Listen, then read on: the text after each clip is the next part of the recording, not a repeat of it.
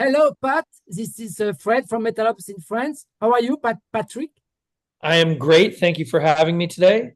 Okay. So, can you recall us, if people don't know you, what do you do in Fit for an Autopsy? I am a guitar player in Fit for an Autopsy. And you also sing backing vocals. What once in a while. Once in a while. I haven't done it live in quite a long time just because Joe is capable of handling it, but Yeah. sometimes. Yeah. Okay. Yeah, Joey is a is an amazing singer, a complete singer. He can do very versatile. Also, it will be my first question. First question. I'm going to start by the end of the new album. Uh, Perfect. the last song of the new album is called "The Silver Sun," and the new album is called "The Nothing That Is." Yes. And so I like very much the last song of the album. I like the whole album, but I have noticed this last song, The Silver Sun, more melodic stuff and with clean vocals. So is it you who sing on backing vocals, maybe on studio, or No, is it a that's guest? Is all it a guest? all Joe. All Joe. Okay. All Joe. All Okay. of the vocals on this record are all Joe. Okay. I like very much this last song. No growls, more clean vocals, but I like very much the Silver Sun. Could you tell me more about the lyrics if you know the Silver Sun? What is it about? Um so the song itself is kind of the idea of everything ending and contemplating how things change. And the lyrics are, I want to make sure I get it right. um who will take my place, like the idea of like what happens when we're gone, you know what I mean? And Okay. that's Okay. what the whole record is about, is the nothing that is a lean into us ending up Yeah. extinct. Okay. So a lot of the music falls into that, and lyrically that song is contemplating the end, contemplating where we're going, and the fear and great loss that comes with that.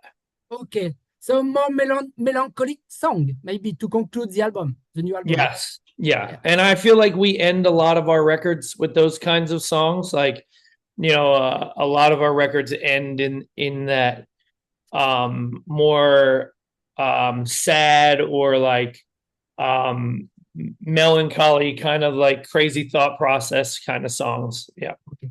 I remember, and it will be my transition.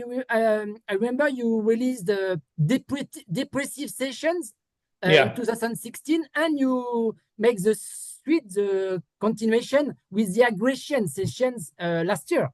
And Yes. so, for example, the Silver Sun could be a song in depressive sessions, in depression session a few years ago before the pandemic in 2016. It could be. Sure. Yeah, absolutely. Okay. You like to make split album because the aggression session it was with malevolence and thy art is murder. So it was Yep. a good idea. What it was an idea of the label, maybe Nuclear Blast. No, By Will. that was Will and Marsh from Thy Art is Murder. If you look, it's always us and Thy Art doing that. We Okay. had Acacia Strain, and then we had Malevolence. It's the idea of creating music with other bands in an industry that tends to have a lot of competition. Yeah. You know, a lot of bands are competing instead of being creative together. And because of that, there's like this whole instead of camaraderie, there's more clash in the background. So we kind of wanted to do things with bands that we like, and create a community, where you're being Yeah. creative together. Okay. It's like a synergy, but Yeah. between the bands, but together, but between the bands. A good Yeah. synergy. Okay. Great. And that's the key, right? Like Yeah. less arguing, more Yeah. getting along and being creative together. Okay, just to better know you, you personally, you come more from the hardcore scene or metal scene or both, or I don't know, punk scene, rock. Kind of both. I grew up in, the Northeast, and my brother was into like punk and hardcore and thrash metal. Okay, okay. So in like 86, I went to my first show, and it was a thrash metal show. Overkill, And Anthrax, what happened? Overkill or on tracks? Actually, it was like a local show, but my first big show was SOD and Exodus, 1987. Anthrax. I was not totally wrong. Okay. Yeah. So we did that, and then I slowly started listening to more metal. I mean, we all grew up on early Metallica and Megadeth and all that stuff, but the hardcore scene kind of slowly became my stomping grounds, a lot more political based music, and I got into like the Cro-Mags and and then eventually Gorilla Biscuits, and then in the early 90s I started listening to the heavier stuff like Marauder and Madball and Biohazard. Biohazard. Yeah, that the self-title and then Urban Discipline are two incredible records. Yeah. 1990. Yeah, 91 maybe. One maybe. Yeah. And at the same time, the grunge wave arrived.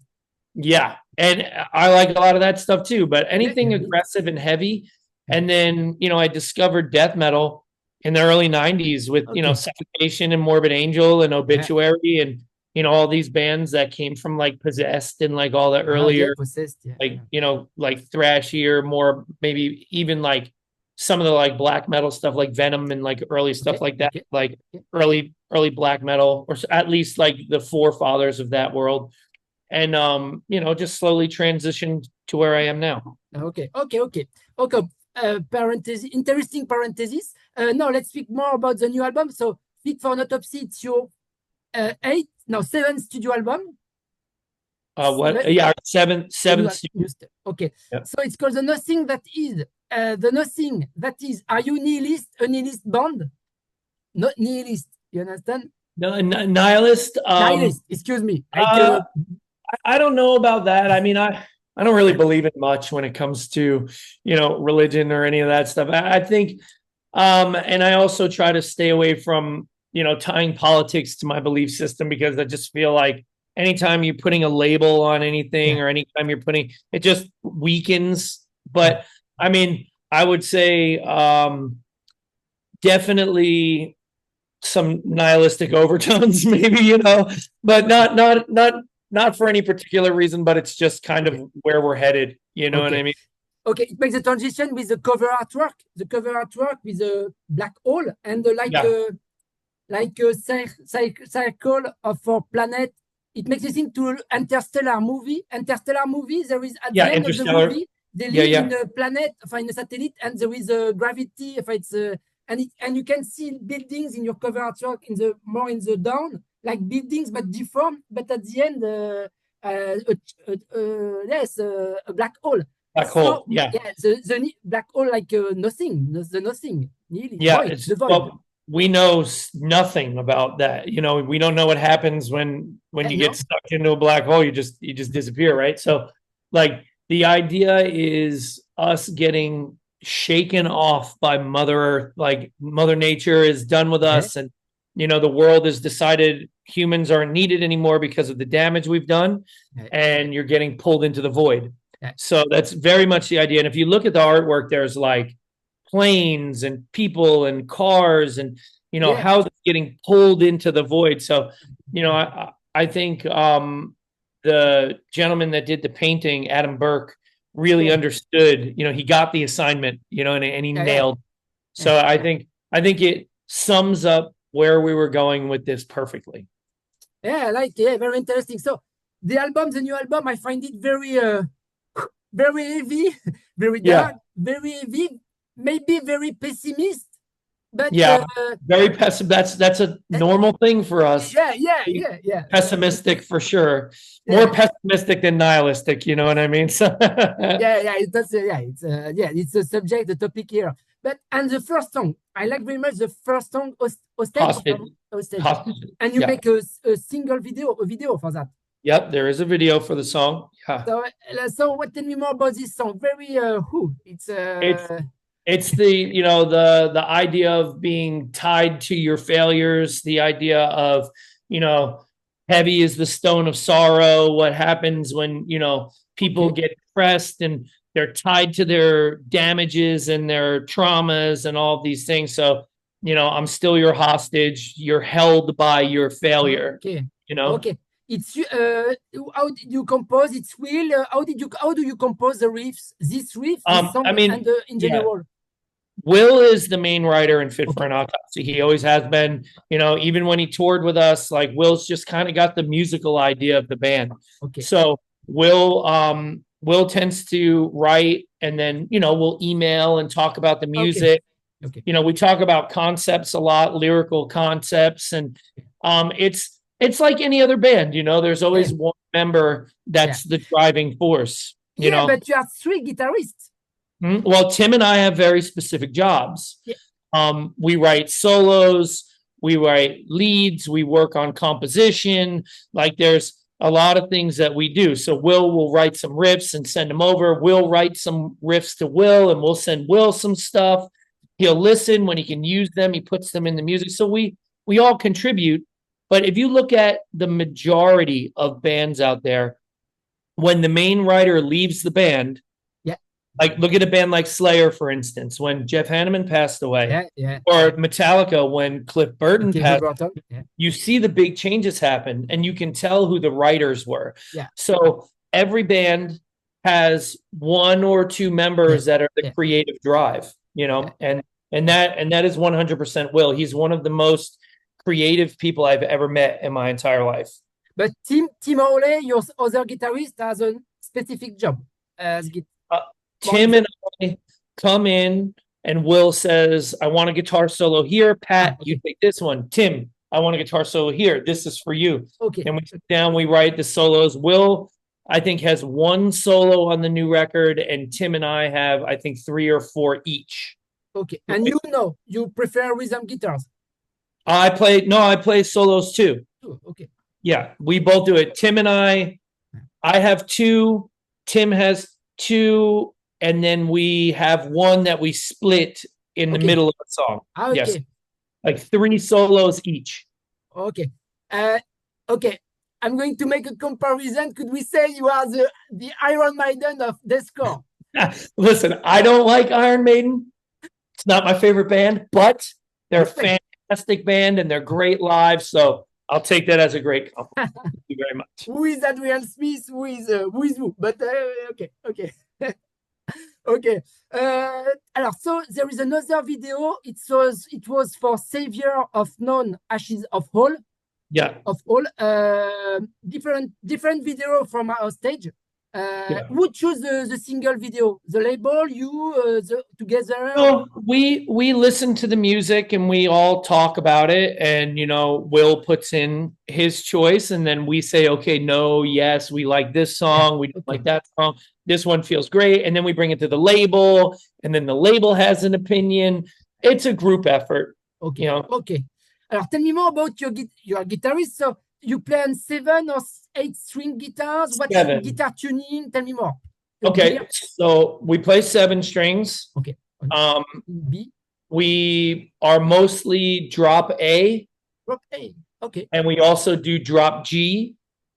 Drop G. Okay. And then we have one tuning that is the guitar would technically be tuned in standard, and then the B is dropped to G. Okay. So it's G, E, A, D, G, B, E. Right. So all the chords are like fifths, kind of reverse chord stuff, but it gives an extra depth that you can't get. And that's all Will with his wild tuning stuff. So it's cool. That song, Two Towers, is in that weird tuning. Okay. And what's your?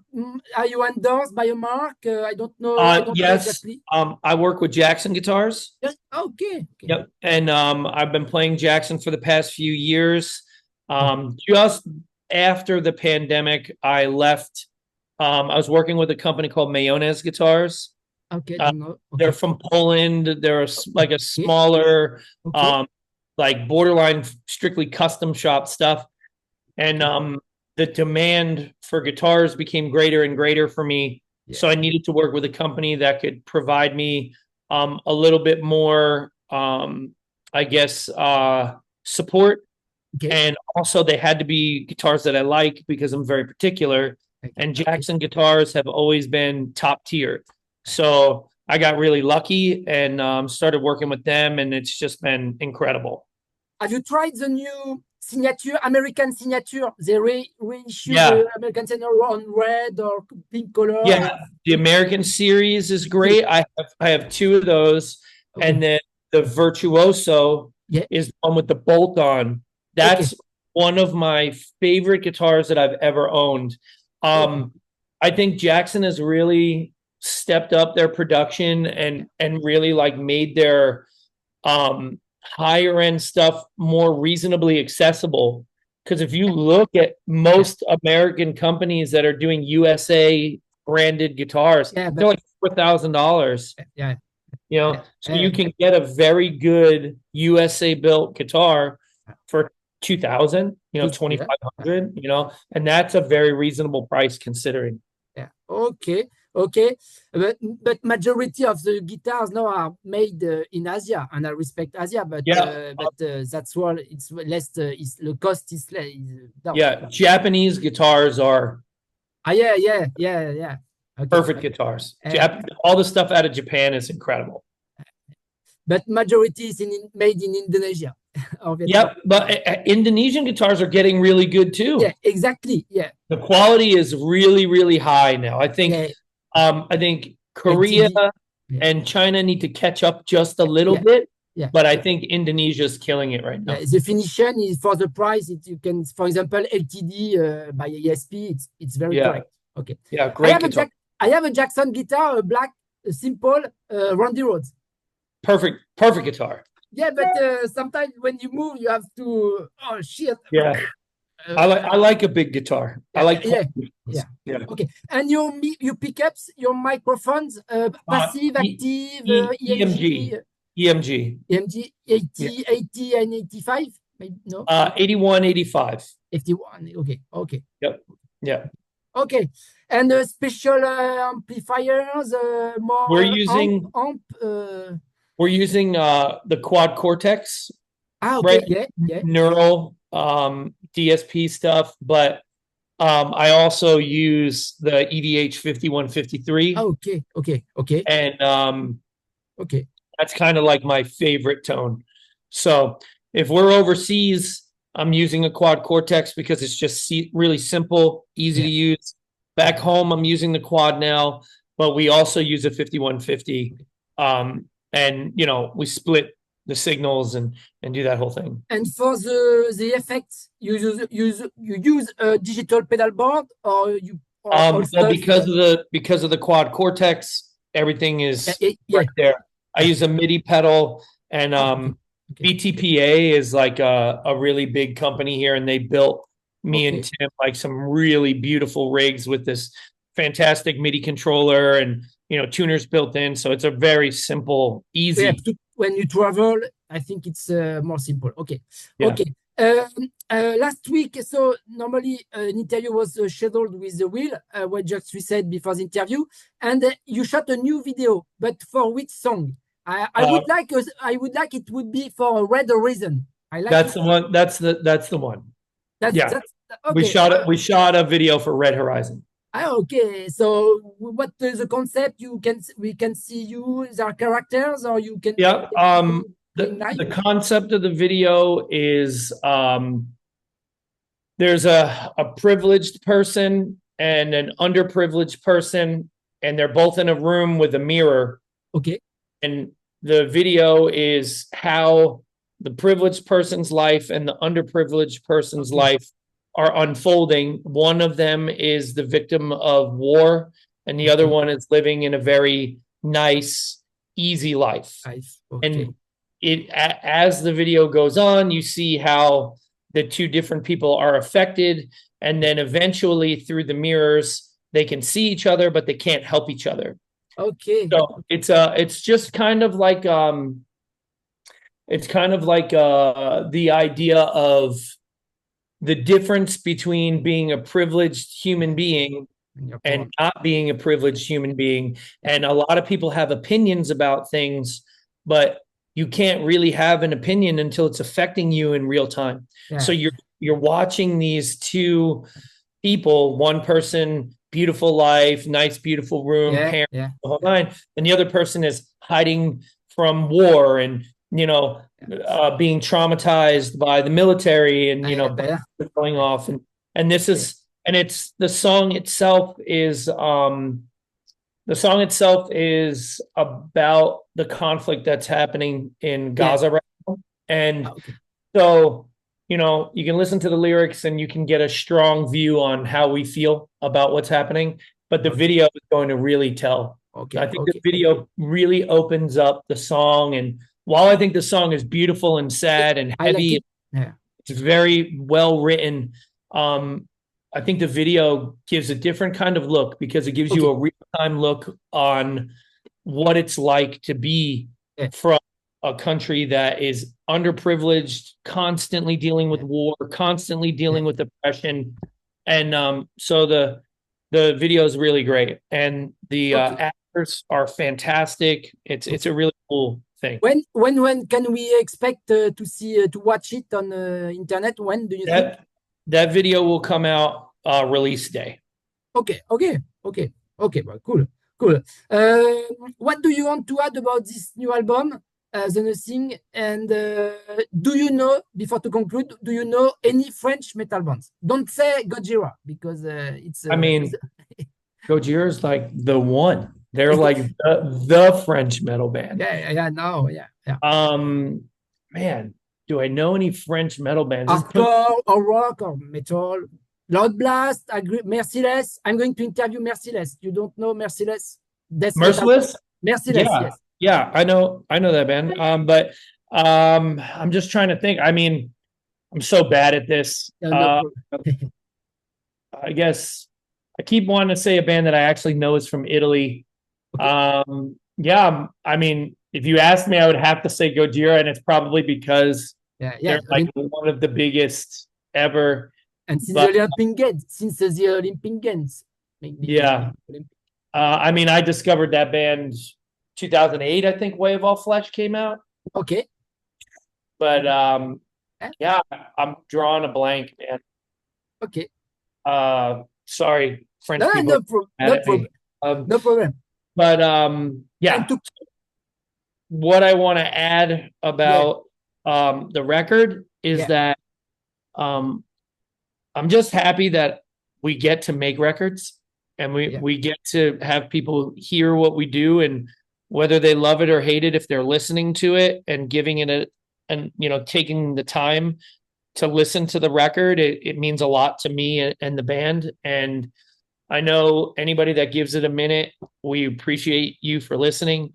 France has been really incredible to us, like really, really great. And unfortunately, I don't think we're playing France on this next tour. In Europe with Cirrhosis and Darkest Horror, I don't understand. In France. Why? I don't understand. I mean, we don't book those tours. We don't know why, but we didn't get to France on this one, but it's looking like we're going to be there for maybe some summer festival things. Yeah. Okay. Hellfest, Motoculture. Okay. Good. Maybe. Okay. But we just want to come back. We want to play. We want to enjoy the culture. Last time we were in France, I had an absolutely incredible time, and the people are fantastic. So I would love to get back there as soon as possible. So thank you to everybody around the world, but especially from France, for taking some time to check out our stuff. Okay. Thank you, Pat. Thank you.